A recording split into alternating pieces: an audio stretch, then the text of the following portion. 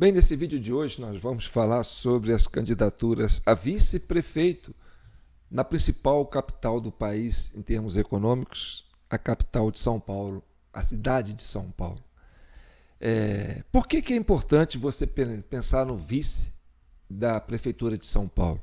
Porque geralmente São Paulo vira uma espécie de vitrine para uma liderança nacional.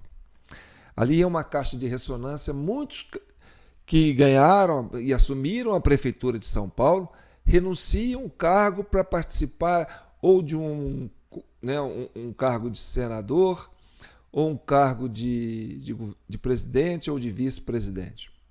Então, é muito importante o vice-prefeito da cidade de São Paulo. Por exemplo, o Nunes, ele não foi o prefeito eleito, ele foi o vice-prefeito de Serra, não, do Covas, né? Do filho do Mário Covas, tá certo?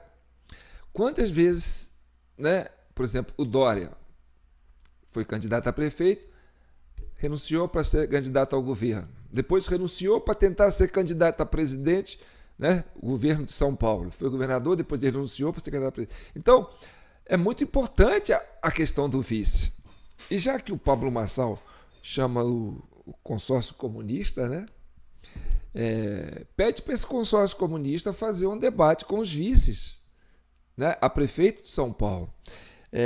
Eu sei que o Boulos, o vice do Boulos, é a Marta Suplicy, que é do PT, né? Então é pessoal com o PT, o Boulos na cabeça e a Marta Suplicy de vice. A Marta, que ficou conhecido com aquela famosa frase: relaxa e goza. Vocês devem lembrar do que eu estou falando. Tem a ver com a questão dos aeroportos, né? Na época do governo, eu acho que é da Dilma ou do Lula, só sei que era nessa época. Então, o vice do Nunes é um coronel, né, indicado, um coronel da PM, que trabalhou com o governo Bolsonaro, que é indicado pelo governo Bolsonaro.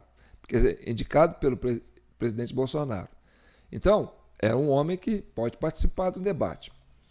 O candidato a vice, também da chapa da Marina, é um coronel, também da reserva, da PM, né? Que trabalhou muito nos governos do Mário Covas, do Geraldo Alckmin, né? nas partes de segurança. E nós temos também o vice do Datena. Mas antes vamos falar do vice da Tabata, né? O vice da Tabata não é o vice, é a vice, né? A vice da Tabata chama Lúcia França. Ela é PSB desde 1988. Já foi vice na chapa de Haddad em 2022, quando o Haddad disputou, né, a eleição lá em São Paulo. E ela é esposa do ministro do empreendedorismo do governo Lula. Esse ministério aí que foi criado só para fazer, entendeu? Foi criado no governo Lula só para atender essa exigência aí dos paulistas, entendeu? Então ela foi primeira-dama de São Paulo em 2018. Por quê? Porque o vice do Geraldo Alckmin, que saiu para disputar a presidência, olha a importância do vice, né? Foi o Márcio França. Então o Márcio França, também vice do Alckmin, foi governador de São Paulo. E, né, o Nunes, que foi vice do Bruno Covas para a prefeitura de São Paulo, foi prefeito de São Paulo. Então é importante discutir a questão do vice. E aí tem o vice do Marçal, que é uma militar, né? Uma mulher da Polícia Militar, né? Que nasceu na Bahia, é baiana, foi para São Paulo, né? E também está aí, né? É um debate importante, né, Paulo Marçal? Que a famosa, aquilo que você chama de consórcio comunista, nem Bolsonaro chamava esse consórcio de consórcio comunista, mas aí, né? Vamos lá. E tem o vice da Tabata, que é PSB, né? O vice da Tabata, que é PSDB, é o senador José Aníbal, né, que assumiu a presidência do PSDB lá em São Paulo, né, através de uma intervenção da estadual, não da nacional, para colocar o Datena de candidato, e ele saiu de vice, o José Aníbal, que também trabalhou no governo do Mário Covas, do Geraldo Alckmin, entendeu? Tucano raiz. Já o Datena diz que era petista, né? Ficou mais de 2 décadas lá no Partido dos Trabalhadores. Bem, então eu vou trazer aqui uma fala. Vamos discutir agora aquele assunto que é proibido na internet, que é um assunto que derrubou uma plataforma do Brasil e foi o X. Então, a Comissão Cidadã de Inquérito se coloca hoje, né, preocupada com essa questão da censura, porque esse tema é um dos tabus mais importantes que nós temos que quebrar na sociedade brasileira, porque é uma demanda da sociedade brasileira. Mas tem que ser tratado de forma responsável, com critério, entendeu? Com prudência e, acima de tudo, com domínio do assunto. Tá certo? Então, a Comissão Cidadã de Inquérito, que tem um relatório fantástico sobre a questão que nós vamos tratar aqui, que é o assunto proibido, né? É o, como se diz assim, o fruto proibido do paraíso, né? Que o Adão não pode ir lá pegar esse fruto proibido, porque senão vai para o inferno. Nós vamos tratar desse assunto aqui, que é o voto impresso. Sério, gente, você vai falar sobre isso, João? Vamos derrubar seu canal. Esse vídeo seu não vai subir nunca. Tem um censor lá da Suprema lá que vai estrangular esse vídeo seu. Mas tudo bem. Que eu fale para 1, que eu fale para 2, que eu fale para 3. O importante é poder falar sobre esse assunto. Entendeu? Porque esse assunto traumatizou muito o Brasil e tem causado uma polêmica muito grande. Tá bom. Então, isso tem a ver com o vice do Datena, que é o José Aníbal. Mas antes, o José Aníbal, PSDB, né? Do Senado, aí, é o presidente estadual, quer dizer, o presidente municipal aí hoje, né? Que está aí assumindo isso aí. E, aliás, ele também assumiu porque ele era suplente do Mário Covas. Ele também não foi eleito senador. Depois o Mário Covas teve um problema de saúde, né? E ele assumiu. Então ele foi senador no lugar do Mário Covas. Então a questão do vice é muito importante. Então eu acho importante fazer esse debate com os vices, né? Em todos os canais, na Band, no SBT, menos na TV Cultura, tá, gente? Porque a TV Cultura, as cadeiras lá não são seguras. Mas na Band, no SBT, no UOL, na Jovem Pan, na Globo, entendeu? Na Rede TV, né? Enfim, todos esses canais aí que se propõem a fazer debate. Então, o vice da capital de São Paulo é importante porque é estratégico, porque todo mundo que quer ser prefeito de São Paulo sonha mais alto. Porque o primeiro sonho do Pablo foi querer ser presidente. Então, quem sabe ele está usando isso aí para trampolim. Então, o vice do Pablo é importante. Tá certo? Tá. Então, vamos discutir essa questão do José Aníbal, né? Que é o, né? que se diz um tucano raiz, né?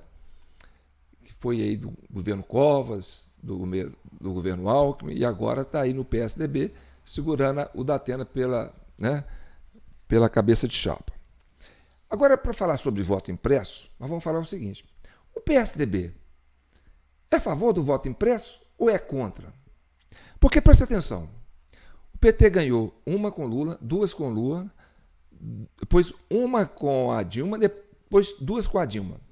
Ganhou 4 eleições para cima do PT. Sabe, aquele negócio de pesquisa que você vai fazendo durante a campanha, então os partidos vão monitorando. E o PSDB falou, pô, a gente não perdeu essa eleição. 2015 a gente tem certeza que ganhou. E aí, não, 2014, né, eleição de 2014 com a Dilma.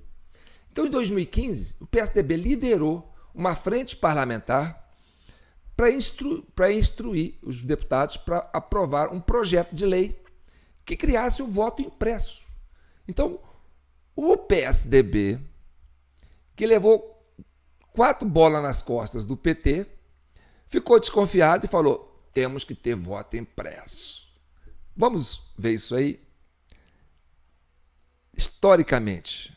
Eu acho que tem coisas que foram bastante positivas na direção do barateamento da campanha. Isso é um desejo da sociedade. Eu acho que a aprovação do voto impresso, que representa um aprimoramento da urna eletrônica, né, é você ter um sistema que se moderniza, que melhora os seus mecanismos de controle, porque sem nenhum contato humano, sem nenhum contato manual, o voto continuará sendo eletrônico, mas terá um cupom que o eleitor poderá visualizar a impressão do seu voto e que será automaticamente depositado numa urna, e você pode, portanto, numa necessidade, auditar o resultado da eleição com recontagens. Essa proposta, na verdade, mantém o processo como ele é, mas permite que, na eventualidade de em havendo um magistrado que resolva avaliar quaisquer denúncias em relação a um município, a uma cidade ou a um conjunto de urnas, haja a possibilidade, a posteriori, de alguma conferência, seja por amostragem ou em determinada urna.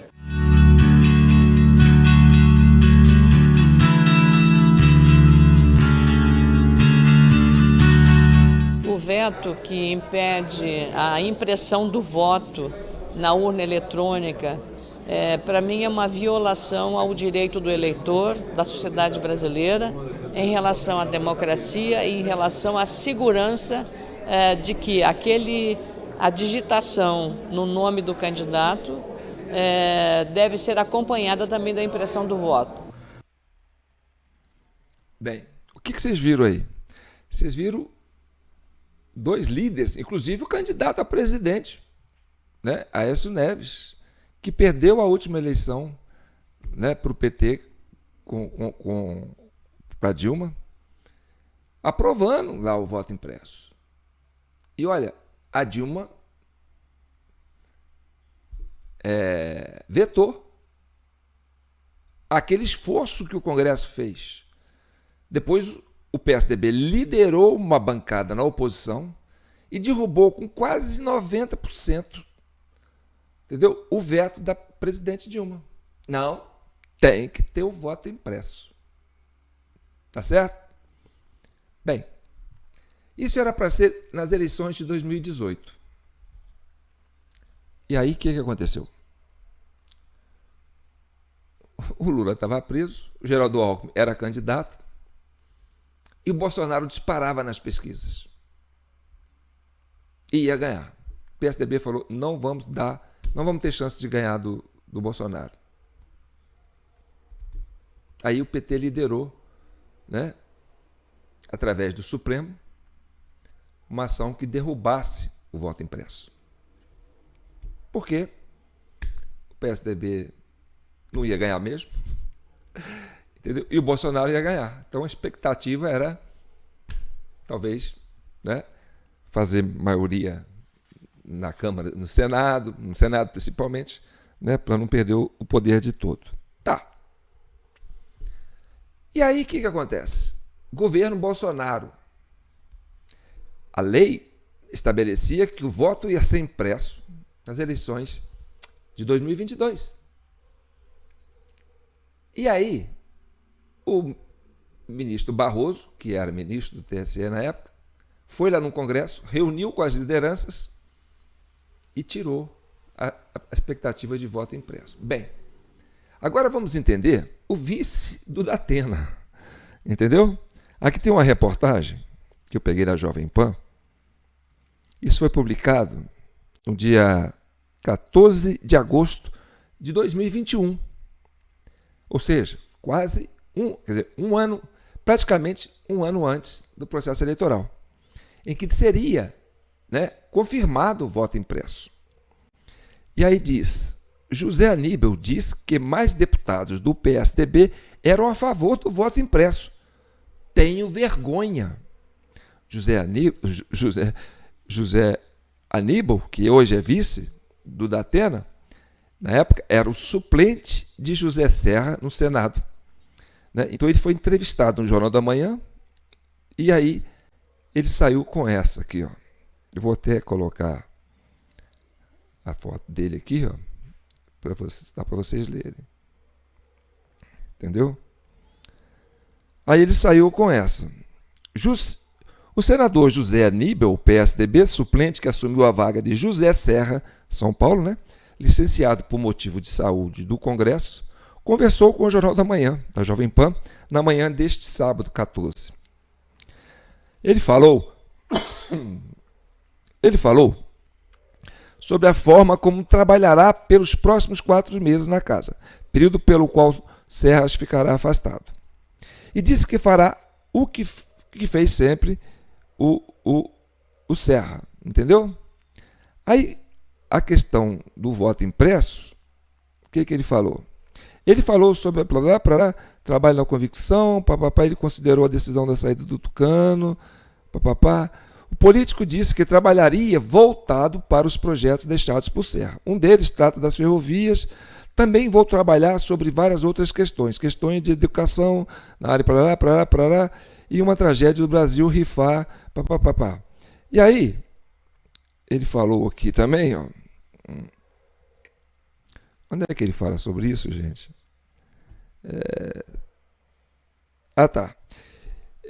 Ele considerou o Distritão como uma barbárie. Onde é que ele fala sobre isso, gente?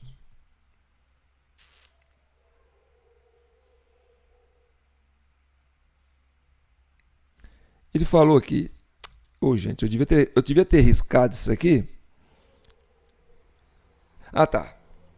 Então, os senadores iam votar, né, a questão do voto impresso. Aí, para Aníbal, os 12 senadores tucano que votaram a favor do voto impresso foram a favor da aventura autocrática e ditatorial de Bolsonaro e devem sofrer algum tipo de punição por terem desobedecido às ordens do PSDB.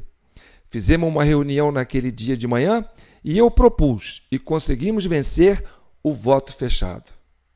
O voto fechado é um voto que obriga, pelo menos deveria obrigar, o parlamentar a votar contra o voto impresso. Foi um avanço. Eu tenho até vergonha de dizer isso, pois temos tido 12 votos contra o voto impresso. Nós tínhamos mais parlamentares que, por insuficiência de informação ou alguma outra razão, que não conseguiram nenhum deles se explicar a favor do voto impresso. O voto impresso é mais uma manobra do Bolsonaro para tentar dificultar, melar, tumultuar o processo eleitoral, disse. Ele afirmou que todos os parlamentares que querem a transparência do processo eleitoral, mas considerou que o presidente conspira contra o processo eleitoral. Bem, eu fui descendo aqui para poder ler para vocês, porque é mais fácil eu ler na tela aberta, entendeu? E aqui aparece pequenininho. Então, presta atenção. O vice do Datena, né, o José Aníbal, que é senador, deu chute. O PSDB deu chute. Porque depois de levar 4 boladas nas costas, você viu aí, né, em 2015, liderou uma campanha pelo voto impresso, aprovou o voto impresso, a Dilma vetou o voto impresso, ele reuniu de novo os parlamentares, com 90%, derrubou o voto impresso. Quer dizer, quem liderou isso? A oposição. Quem era o líder da oposição? PSDB. Mas, com o governo Bolsonaro, o voto impresso passou a ser um absurdo. E aí, o que aconteceu? O PSDB saiu de vice do Lula. Então, o que aconteceu de 2018 que deu essa metamorfose ambulante de Raul Seixas na cabeça dos tucanos? Foi que precisava do sistema que o PT usava para ganhar do PSDB para tirar o Bolsonaro. E aí juntou o PSDB com o PT. Agora nós somos a favor, né, da urna eletrônica, nada de voto impresso. E aí, gente, o Brasil virou esse balaio de gato. Já era um balaio de gato quando o PSDB batia contra, né, a forma como o PT organizava as eleições. E porque perdia, e como perdia para o PT nas eleições. Então, desgostoso, chateado, desconfiado, né, certo de que não daria para fazer auditagem, e aí propôs a questão do voto impresso. Como diz o Aécio, era uma garantia, né? Se pudesse ter um problema, principalmente agora nas eleições municipais, aqui em São João do Rei, por exemplo, é a coisa mais fácil, você, né, fazer uma checagem. Tá. Então, esse é o assunto proibido. Nós falamos aqui porque é o que o povo quer conversar sobre isso. Mas existe, né, um inquérito das fake news que foi criado para abafar isso aí. Né? Derrubou-se uma plataforma tipo o X, antigo Twitter, com medo desse assunto, que poderia ficar ventilando aí. Entendeu? Porque nós temos a eleição agora. E o PSDB. E o Kassab foi um dos que liderou, né? Presidente Kassab, do PSD, que a turma está aí brigando com o pessoal do Kassab, né? Com o PSD do Kassab. Não vote 55. O Kassab liderou, né, uma turma com alguns líderes, isso em 2021, né, parece, quando estava para votar, isso aí, e foi procurar o Barroso para falar com ele. Ó, Barroso, não, a gente não tira o voto impresso, a gente não quer isso não. E aí foi aquele movimento todo que deu esse problema todo para o Brasil. Bem, Maduro que o diga, a Venezuela que o diga, tá certo? Maria Corina que o diga, Edmundo Gonzalez que o diga, tá certo? A OEA que o diga, as Nações Unidas que o diga. Bem, então é importante que tenha assim um debate com esses vices, né, de São Paulo, até porque aquilo que eu falei, a disputa de vice, né, pela vaga é um possível que vai assumir aí, caso o outro queira fazer voo maior. Então, agora, esse lance do avatar do PSDB, né, o Marçal, ficar chamando essa imprensa, né, de consórcio comunista. Bem, vamos falar um pouco sobre isso. Mas antes quero deixar para vocês um recado. Pesquisem no YouTube, né? Marçal versus Malafaia. Pra vocês verem a briga que o Marçal está tendo com as igrejas, com as religiões. Porque está desafiando o maior líder religioso da direita. Certo? Da direita. Porque quem organizou aquela manifestação, assim, recorde de público lá na Avenida Paulista, foi o Malafaia. Depois uma outra, foi o Malafaia. Parece que no Rio de Janeiro também foi o Malafaia. E ele ele fez essas manifestações para questionar a posição do Alexandre de Moraes. É o contraponto dele. E ele virou o alvo principal do que se diz de direita, Pablo Marçal, que hoje bate de frente com a direita brasileira, né? E tenta destruir o Nunes, que ele chama de uma fruta, que a banana, né? Para desqualificar o candidato da direita, indicado pelo Bolsonaro à Prefeitura de São Paulo, né? Que tem um vice, que é o importante estar num debate de vice. Então você tem hoje o avatar dos tucanos, né, tentando destruir a direita em São Paulo. A direita nacional, batendo nos principais líderes da direita, né, e batendo na religião. E aí, indo contra os dogmas da direita, né, que é dos conservadores, que é Deus, pátria, família e liberdade. Agora preste atenção. Essa questão do consórcio de mídia aí. Esse consórcio de mídia usou para derrubar o Bolsonaro. Ele se juntou para derrubar o Bolsonaro. Então, a questão do PT com o PSDB, na época fez aquele, né? Nós temos que derrubar o Bolsonaro. E aí a mídia foi para cima do Bolsonaro. Então, o Bolsonaro não atacava esse consórcio de mídia, ele se defendia desse consórcio de mídia, porque ele era constantemente atacado. Eles foram buscar coisas entendeu? De 1980, 1970, para pegar, para falar que Bolsonaro é aquilo. Então, foi um massacre. E o Bolsonaro, o que ele tinha que fazer? Ele tinha que se defender desse consórcio, que ele era alvo desse consórcio. Mas ele não chamava consórcio comunista. Ele se defendia dos ataques desse consórcio. Aí quem criou os apoiadores do Bolsonaro é que ficava chateado, falava assim, esse consórcio aí, né, que está para cima do Bolsonaro, nesse consórcio de mídia aí, de esquerda e papapá e tal. Aí o Paulo Marçal falou assim, vou comprar esse slogan. Então esse consórcio de mídia comunista, né, esse consórcio comunista da mídia, e esse consórcio de mídia passa viludo, trata o Paulo Marçal com mão de viludo. Nunca atacou o Paulo Marçal. Não faz nenhuma investigação sobre o passado de Pablo Marçal. Não vai lá em Angola ver aquelas palhaçadas que ele anda divulgando que ele fez lá. Que ele fez não, que ele fala que fez. Entendeu? Tirando proveito. Então, o Pablo Marçal xingando o consórcio de mídia de consórcio comunista é a maior piada do mundo. Fala sério. Aliás, vamos fazer esse debate dos vices. Então tá bom, gente. Eu sou João. Pesquisa aí. Pablo Marçal e Malafaia. Você vai ver aí como é que o Malafaia está, né, cuspindo marimbondo. Agora atacou o principal líder religioso da direita. Como é que você considera um cara desse de direita? Né? Conservador? Lógico que não. Tá certo? Mas fica aí.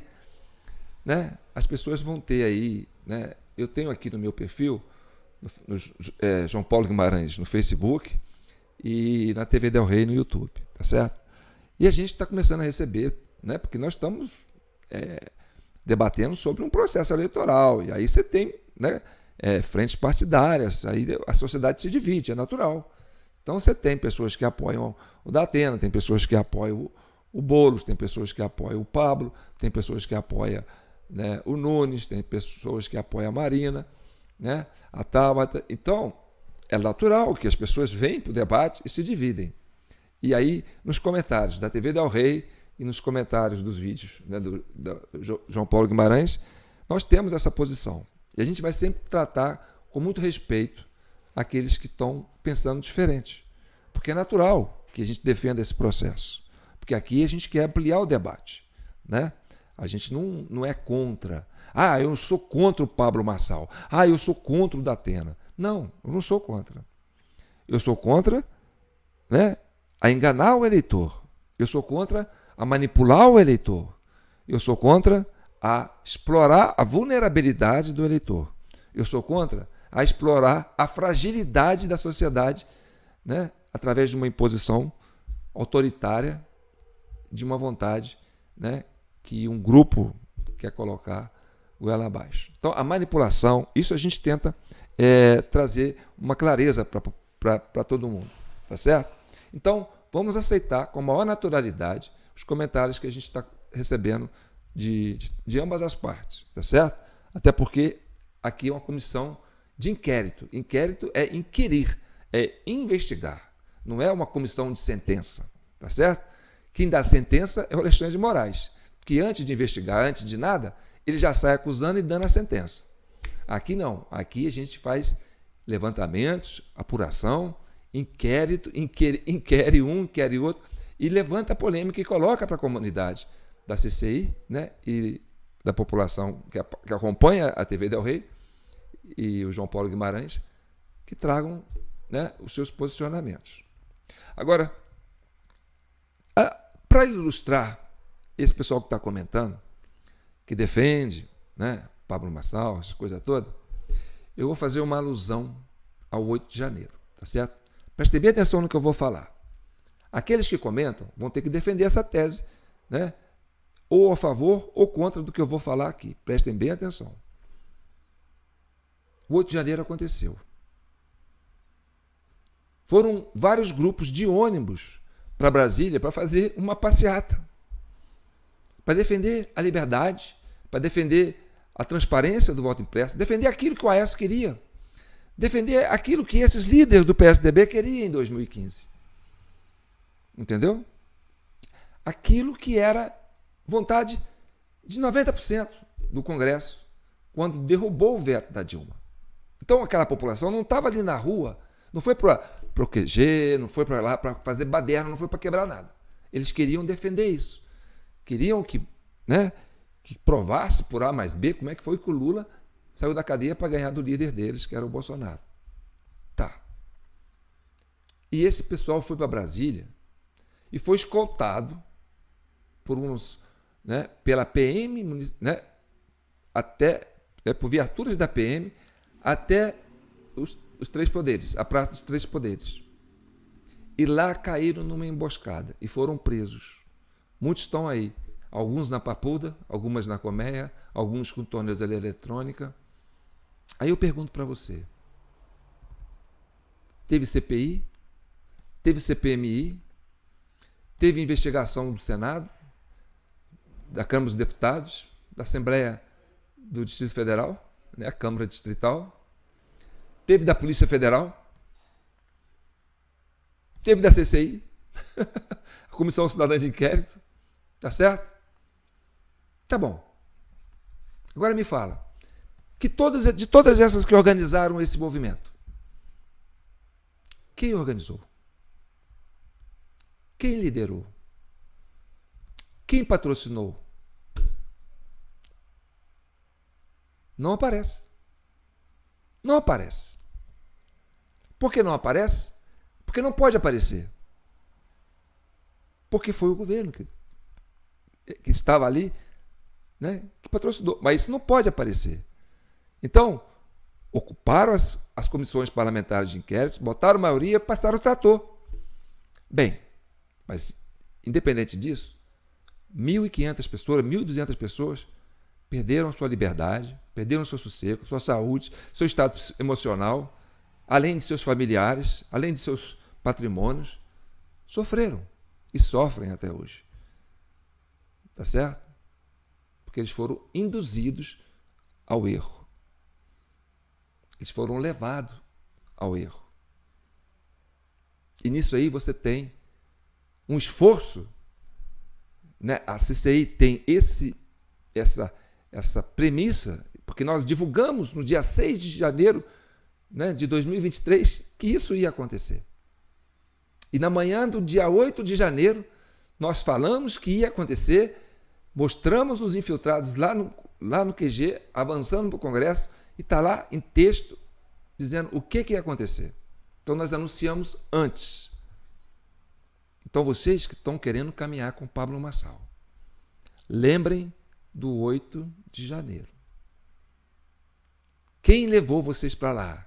Quem fez o canto da sereia que levou esses patriotas de boa fé, que queria defender a democracia, a liberdade de expressão, né, o devido processo legal, a lisura eleitoral, a transparência eleitoral, foram para lá fazer com família, com filho, com cachorro, até com bengala, porque tinha muito idoso. E foram arrastados para isso. Aí eu pergunto, vocês estão sendo arrastados para isso? Você, paulista, que é de direita, quer ser arrastado para isso de novo? Bem, a CCI alerta você para isso, né? Espero que você receba esse recado não como uma advertência, mas algo para refletir. E aqueles que comentarem, né, que continuam defendendo Pablo Marçal, que apontem quem patrocinou, quem idealizou e quem bancou o 8 de janeiro. Tá certo? Se vocês conseguirem me mostrar quem bancou, quem patrocinou e quem pagou para que o 8 de janeiro acontecesse, talvez vocês tenham meu crédito, né, eu dou uma colher de chá para vocês que estão defendendo a candidatura de Pablo Marçal. Fica o desafio. Tá bom? Eu sou João Paulo Guimarães, falando direto de São João del Rei, a capital brasileira da liberdade. Aqui é Minas. E Minas é um estado de espírito. O primeiro compromisso de Minas é com a liberdade. E aí eu mando um abraço para todos os meus seguidores, né, e os membros da CCI que nos acompanham por esse Brasilzão afora. Olha, eu não gosto de citar nomes, mas eu vou dar uma colher de chá, sabe? Porque a gente recebe muitos nomes e muitos comentários, a gente vai fazendo amizade, né? Vou dar um abraço, mandar um abraço para o Nelson, lá do Rio Grande do Sul, para o Ivan, lá do Rio Grande do Sul, para a Elizabeth, para a Vera. Mandar um abraço para minha amiga lá que está em Londres, que nos acompanha, né? Enfim, eu vou dar umas pontuadas aqui, de vez em quando eu vou falar o nome de alguns, tá bom? Então, fiquem felizes por eu pensar em vocês como parte da família da CCI. Isso que a gente está fazendo é algo inédito, tá certo? A gente não quer pôr fogo no parquinho. A gente quer descobrir por que o Brasil se perdeu ao longo desses últimos anos e voltar ao caminho.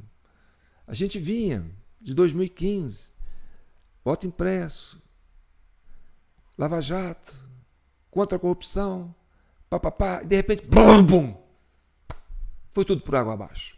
Deu um capotamento. Então, é preciso colocar de novo o Brasil nos trilhos. E o debate é importante.